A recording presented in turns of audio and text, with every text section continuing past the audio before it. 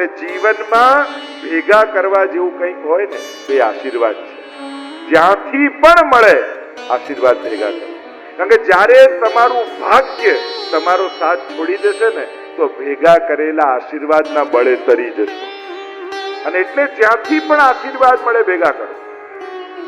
કારણ કે દુર્ભાગ્યના સમયમાં ભેગા કરેલા આશીર્વાદ બહુ કામ લાગે. તલવારનો ઘા ક્યાં સોયથી જતો રહે ને ખબર પડતી. ત્યારે માનવું જો કોઈના આશીર્વાદ કામ કરે. અહીંયા દોડતો આવ્યો આત્મદેવને ચરણોમાં પડ્યો, મહાત્મા કૃપા કરો. શું થયું? બધું જ છે, સંતતિ નથી.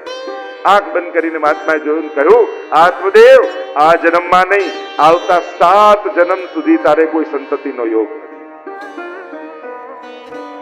અને હવે તો મનમાં એવું લાગી આવ્યું, મહાત્મા કૃપા નહીં કરો તો અહીંયા જ માથું પછાડીને મરી જઈશ. બ્રહ્મ હત્યાનું પાપ આપને લાગશે, આપે કૃપા કરવી જ પડશે. માંગીને મળે એ તો આશ્વાસન કહેવાય, હૃદયથી નીકળે એને આશીર્વાદ કહેવાય. આશીર્વાદ માંગવાના ન હોય, મેળવવાના. એવું કંઈક કરીએ કે કોઈના હૃદયની પ્રસન્નતા, એ પ્રસન્નતા જ આશીર્વાદ બનીને તમને લાગી જતા હોય. જો આ કથા બેસાડી કેટલા લોકોને આનંદ થયો, એ એના હૃદયનો જે આનંદ છે ને આ મનોરથી પરિવારને આશીર્વાદ બનીને લાગી જ જવાનો. આપણું કોઈ એવું સત્કર્મ જે દરેકના હૃદયમાં પ્રસન્નતાનું કારણ બને ને એ પ્રસન્નતા જ આશીર્વાદ બનીને આપણા ખાતામાં જમા થઈ જતી હોય. એને માંગવાની જરૂર નથી હોતું. 4 જણા માથે હાથ મૂકી જાય એ જ આશીર્વાદ નથી, પણ તમારા થકી જેના હૃદયમાં આનંદ જાગ્યો છે એના આશીર્વાદ આપમેળે મળી જ જવાના. આપણી ક્રિયા, આપણા કર્મ, આપણા પ્રયાસો એવા હોવા જોઈએ કે આશીર્વાદ મેળવવાના હોય, માંગવાના ન હોય. માંગીને મળે તો આશ્વાસન કહેવાય. બહુ હઠ કરી એટલે ઋષિએ પોતાની જોડીમાંથી ફળ કાઢ્યું, અભિમંત્રિત કર્યું ને કહ્યું, જા તારી પત્નીને ખવડાવી દેજે, તારા ઘરે પારણું બંધાશે. જો હઠ કરીને માંગ્યું, બાળક મળ્યું, સંતતિનું સુખ ન મળ્યું. ઘણીવાર હઠ કરીને માંગેલી વસ્તુ મળી જાય છે, પણ એ વસ્તુથી જે સુખ મળવું જોઈએ એ ન મળે. કારણ કે સુખ ભાગ્યમાં નહોતું. હઠ કરીને આશીર્વાદ દ્વારા બાળક લઈ લીધું, પણ સંતતિનું સુખ ક્યાંથી લાવે? એના તો પુણ્ય નથી એની પાસે. અને પ્રસન્ન થઈ ગયો આત્મદેવ. દોડતો પોતાની પત્ની પાસે ગયો અને કહ્યું, ધુંધુલી જો ઋષિએ ફળ આપ્યું છે, તું ખાઈશ, આપણા ઘરે પારણું બંધાશે. બાળક પેલી તો માં બનવા માંગતી જ નહોતી, ફળ લઈને માથે માર્યું, ક્યાં પાછી લપ આવી? આટલા દિવસોથી શાંતિ હતી ના, પાછી બાળકનું ભૂત ચડ્યું. શું કરું? એટલામાં એની બહેન આવી, અને દુર્બુદ્ધિની બહેન છે દુસ્સંગ. અને જે દિવસે દુસ્સંગ અને દુર્બુદ્ધિ આ બે ભેગા થાય પછી પતન થતું કોઈ ન રોકી શકે. બહેને આવીને કહ્યું, જો બેન, મારે બાળક થવાનું છે, હું ગર્ભવતી છું, મારા પતિને ધનની બહુ લાલચ છે, એમ કર તું મારા ઘરે રહેવા આવી જા અને ગર્ભવતી થવાનું નાટક કરજે, મારા પતિને થોડા પૈસા આપી દેજે, તારે પ્રસવ પીડા સહન પણ નહીં કરવી પડે અને હું બાળક તને આપી દઈશ. અને વિચાર બહુ ગમ્યો. તો આ ફળ તો શું કરું? આ તારા આંગણામાં જે ગાય બાંધી છે ને એને બાળક થતું નથી, એમ કર આ ગાયને ફળ ખવડાવી દે. જોઈએ તો ખરા ઋષિએ કઈ મંત્ર ભણ્યા છે કે એમને પકડાવી દીધું છે? ગાયને ખવડાવી. સમય ગયા, અનુકૂળ આવ્યો સમય. અહીંયા ગાયને વાછરડું થયું, આખું શરીર મનુષ્ય જેવું, ખાલી કાન ગાય જેવા, એટલે એનું નામ રાખ્યું ગૌકર્ણ. માનો ઋષિનું તેજ ગૌકર્ણ રૂપે પ્રગટ થયું છે. ઋષિના આશીર્વાદ ગૌકર્ણ રૂપે પ્રગટ થયા અને અહીંયા બાળક થયું. સમાચાર મળ્યા આત્મદેવને, ધુંધુલીને બાળક થયું એમ થયું. રાજી થતો આવ્યો, કહ્યું, અરે મારું બાળક છે, આનું નામ તો રામદાસ કૃષ્ણદાસ રાખીશ. કહ્યું, અરે આ તો મારું બાળક. ધુંધુલીએ કહ્યું, આનું નામ હું ધુંધકારી રાખીશ. અને જેના જન્મમાં જ આટલા છલ કપટ હોય એ કેવું થાય? ગૌકર્ણજી તો વિદ્યા અભ્યાસ માટે આશ્રમમાં ગયા, ગુરુકુળમાં ગયા, વિદ્વાન અને પંડિત બન્યા. અને આ ધુંધકારીના જન્મમાં જ છલ કપટ છે. આ થયો દુષ્ટ. નાના બાળકોને ઉચકીને કુવામાં નાખી દે, શબના હાથમાં પિંડ પડ્યા હોય પિંડ ખાનારો થયો, એવો પાપી થયો. માતા તો ત્રસ્ત થઈ ગઈ. આના કરતા બાળક ન થયું હોત તો સારું થાત. આત્મઘાત કરી લીધો દુર્યોધન. આવ્યા ગોકર્ણજી. થયું આટલા કડવા અનુભવ પછી પણ પિતાની સંસાર આસક્તિ ગઈ નથી. મારે જ કંઈક કહેવું પડશે. પિતાની પાસે આવ્યા અને સુંદર ધર્મોપદેશ આપ્યો ગોકર્ણજી. બહુ જ સમજવા જેવો છે, બહુ જ સાંભળવા જેવો છે. એક પુત્ર એના પિતાને શિખામણ આપી રહ્યો છે, પણ પુત્ર રૂપે નહીં, એક ગુરુ રૂપે. સારી વાત ગમે ત્યાંથી સાંભળવા મળે સ્વીકારવી જોઈએ. પિતાજી, ધર્મ ભજસ્વ સતતમ ત્યજે લોક ધર્મ. પિતાજી, હવે તો ધર્મનું પાલન કરો, લૌકિક ધર્મોને છોડો. હવે ક્યાં સુધી? બધું જ કર્યું, હવે આત્મકલ્યાણની ચિંતા ક્યારે કરો? એમ જ સંસારમાં તમારી બધી જવાબદારીઓ નિભાવી હોય, બાળકો એની રીતે મોટા થયા, આગળ વધ્યા, હવે આત્મકલ્યાણનો વિચાર કરો. વૃદ્ધા અવસ્થા એ મૃત્યુની પ્રતીક્ષા કરવાનો સમય નથી, પોતાની આત્માનો કલ્યાણ કરવાનો અવસર છે. આજ સુધી જે સંસારને સાચવવામાં, વ્યવસ્થિત કરવામાં ન કરી શક્યા, હવે નક્કી કરો મારે મારી આત્માનું કલ્યાણ કરવું છે. હવે ભક્તિના માર્ગે આગળ વધવું છે. હવે સત્કર્મો ને જીવનમાં સ્વીકારવા છે. નક્કી કરશો, સંકલ્પિત થશો, ઠાકોરજી અનુકૂળ કરી આપશે. ઘણીવાર લોકો અનુકૂળતાની પ્રતીક્ષામાં સમયને ગુમાવતા, બધું ગોઠવાય ને પછી કરીએ, અને એના પહેલા આપણે ના ગોઠવાઈ જઈએ. એફડી પાકે એના પહેલા તો એ જ પાકી ગયો. પેલી કેરી હોય ને, નાની હોય ત્યારે ખાટી હોય, મોટી થાય એટલે ગળી અને મીઠી થતી જાય. માણસમાં સાવ ઊંધું હોય, નાનો હોય ત્યારે બહુ મીઠો હોય, અને જેમ જેમ મોટો થાય ને જે ખટાશ પકડે એવો ખાટો થઈ જાય. મોટી ઉંમરમાં માણસના જીવનમાંથી પ્રસન્નતા જતી રહે, અને આ બહુ મોટી તકલીફ છે. માણસ ન કરવાની એ ચિંતાઓ કરવાની આદત માણસને પડી જાય. એ ચિંતાઓથી કાંઈ ન થવાનું હોય, એને કંઈ કરવાનું નથી, છતાંય ન કરવાની એ ચિંતા કરતો રહે, અને ચિંતાઓ કરવાની માણસને આદત પડી જાય. એટલે જ યુવાનીમાં સત્કર્મો કર્યા હશે ને તો ગળપણમાં 4 વસ્તુ સારી વાગોળવાની કઈ કરે છે. એટલે જયારે શરીર ચાલે છે ને ત્યારે સારા સંસ્મરણો ભેગા કરતા જાઓ, અને જયારે શરીર નહીં ચાલે ત્યારે એ જ યાદોના સહારે જીવન કાઢવાનું છે.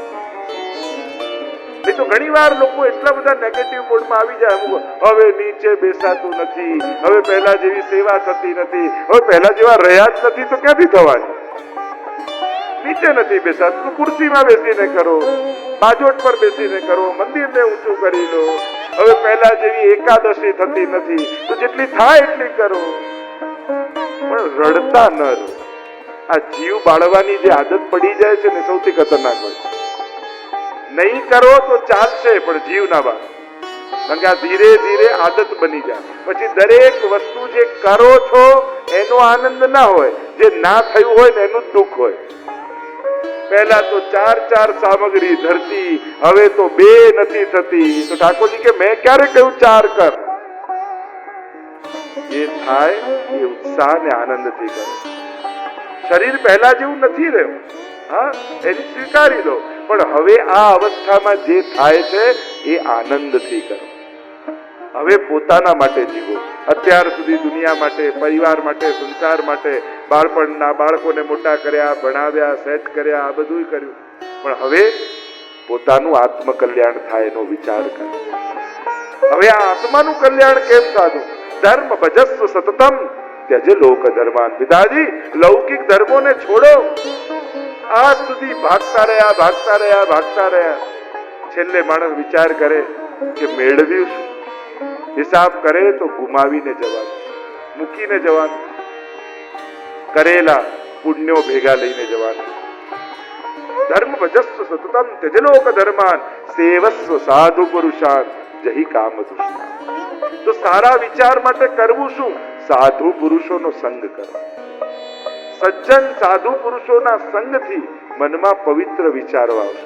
પોતે કાંઈ નથી કરી શકતા તો મહાપુરુષોએ કોઈ સત્કર્મ ઉપાડ્યા હોય ને એમાં સહભાગી થઈ જાઓ, એમાં જોડાઈ જાઓ. એ યજ્ઞમાં પોતે એક નિમિત્ત બની જાઓ. નક્કી કરો કે વર્ષે આટલો સમય આ સત્કર્મમાં જઈશ, કંઈક પવિત્ર કાર્યો કરવામાં પોતાના જાતને જોડી. સાધુ પુરુષાન જય કામ તૃષ્ણામ અન્ય સદોષ ગુણ ચિંતન માસુ મુક્ત્વા. અમુક ઉંમર થયા પછી બીજાના દોષ અને ગુણ જોવાનું છોડી દે. કારણ માણસને આદત પડી જાય. કારણ કે આ બંને ફસાવનારા છે. જ્યાં ગુણ દેખાશે ત્યાં મોહ થઈ જશે, જ્યાં દોષ દેખાશે ત્યાં દ્વેષ થઈ જશે. અને પછી વડીલ અમુક ઉંમર પછી તકલીફ એ થાય, જે દીકરાના ઘરે રહેતા હોય એની વાત ના કરે અને જે ત્યાં ન હોય એના વખાણ કર્યા કરે. એટલે પેલાને એમ થાય કે રહે છે અહીંયા ને ગુણગાન ત્યાં કરે છે, એટલે આને અપ્રિય થવા લાગે. જ્યાં છો ત્યાંના થઈને રહો. વૃદ્ધા અવસ્થા બહુ મહત્વની છે. 3 પ્રકારના વૃદ્ધોની કથા ભાગવતમાં આવશે. એક ધૃતરાષ્ટ્ર, બીજા ભીષ્મજી અને ત્રીજા નંદ બાબા. આ ત્રણેયનું ગડપણ વિચાર કરો. ધૃતરાષ્ટ્રનું ગડપણ સારું નથી, કારણ કે બામ કાહા પાંડવાસ્યૈવ કિમ અકુર્વત સંજય. મારા અને પાંડવ પુત્રો શું કરી રહ્યા છે? આ મારા તારામાં પડ્યા તો રડતા રડતા છેલ્લે પ્રાણોના ત્યાગ કરવા પડ્યા. કોઈના ના થઈ શક્યા. પાંડવો પગે લાગતા રહ્યા છેક સુધી ધૃતરાષ્ટ્રને. હારી ગયા યુદ્ધ છતાંય રોજ નિયમ પાંડવોનો, સવારે ઉઠે તો ઘરમાં એકમાત્ર વડીલ ધૃતરાષ્ટ્ર એને રોજ પગે લાગવા જાય યુધિષ્ઠિર. અને છેલ્લે સુધી પ્રયાસ કર્યા કે ભીમને પોતાની બાહુ પાસમાં લઈને કચડી નાખવાનો પ્રયાસ છેલ્લે પણ ધૃતરાષ્ટ્રે કર્યો છે. ત્યાં સુધીની લોલુપતા, ત્યાં સુધીની દ્વેષ, છતાંય પગે લાગતા રહ્યા પણ એમની કદર ક્યારેય ના કરી. અને એટલે ગડપણ બગડ્યું. બીજા છે ભીષ્મજી. ગાદી જોડે બંધાયેલા રહ્યા, કોના ભેગા રહેવું એ વિવેક ન કરી શકે. ઉભા રહેવાનું હતું પાંડવો જોડે, પણ ગાદીને કારણે, સિંહાસનને કારણે જોડે ઉભા રહ્યા કૌરવોના. અને ઈચ્છા મૃત્યુનું વરદાન લઈને જીવતા હતા તોય મૃત્યુને ભેટવું પડ્યું. બગડ્યું. અને એટલે ગડપણમાં ન ધૃતરાષ્ટ્ર જેવું ન ભીષ્મ જેવું, ગડપણમાં નંદ બાબાએ ઠાકોરજીને ઘરે પધરાવી લીધા. અને એટલે રોજ નંદ મહોત્સવ એમને ત્યાં થવા લાગ્યો. એટલે સાર એ જ કાઢવાનો. ગડપણ ભીષ્મ કે ધૃતરાષ્ટ્ર જેવું નથી જોઈતું, આપણે ગડપણ નંદ બાબા જેવું જોઈએ કે આજ સુધી ન કરી શક્યા, પણ લાવ હવે રોજ ઠાકોરજી પાસે જઈને બેસું. કાંઈ નહીં તો જારી હું ભરું, કાંઈ નહીં તો ઠાકોરજીનો બંટો હું ધરીશ.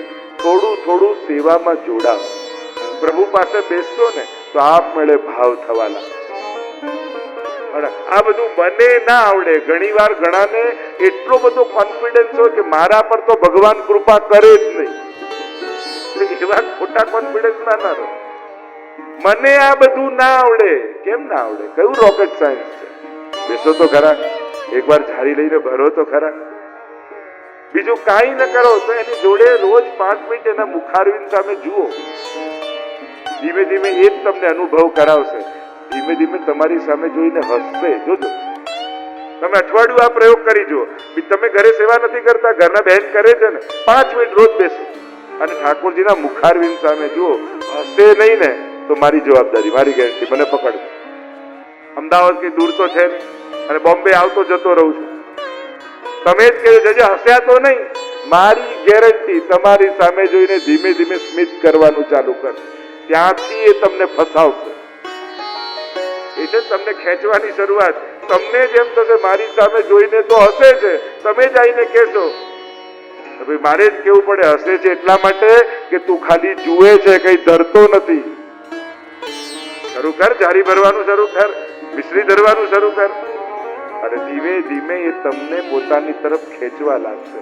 અને પછી એક દિવસ એવો આવશે કે એક દિવસ પણ બેઠા નહીં ને તો મન નહીં લાગે. તમે ક્યાંક બહાર ગામ ગયા છો ને તો તમને તમારો લાલન યાદ આવશે. રોજ બેસતો, કેવા મંદ મંદ મરક મરક હસતા હતા. આજે ઠાકોરજી યાદ આવી રહ્યા છે. ક્યારે પાછો ઘરે જાઉં અને ઠાકોરજીને સન્મુખ. આ અમારો કૃષ્ણ છે. આ કર્ષતી કૃષ્ણ છે જે કર્ષણ કરે. ધર્મ ભજસ્વ સતતમ ત્યજ લોક ધર્માન સેવસ્વ સાધુ પુરુષાન જય કામ તૃષ્ણામ અન્યસ્ત દોષ ગુણ ચિંતન માસુ મુક્તવા, બીજાના ગુણ અને દોષ જોવાનું છોડી દો. કારણ કે તમે જેને સારો કહો છો ને એ ઘણા માટે ખરાબ હોય છે, અને તમે જેને ખરાબ કહો છો એ ઘણા માટે સારો હોય છે. આપણે કેમ કહી શકીએ આ સારો ને ખરાબ? આપણે કોણ જજ કરનારા? અને એટલે એ બધા વસ્તુઓમાંથી બહાર નીકળો. તમે તટસ્થ ભાવે જુઓ. દરેક પોતપોતાનું જીવન જીવી રહ્યા છે. સેવા કથા રસમહો નિતરામ પીબત્વમ. પિતાજી, હવે એક જ કાર્ય કરો, આ જીવનનું કલ્યાણ કેમ થાય? સેવા અને કથાના પાન કરો. બહુ સંસાર, આખું જીવન જન્મ સબ બાતન, સુરદાસજી કહે છે ને, આખું જીવન વાતો કરવામાં જ વહી ગયું.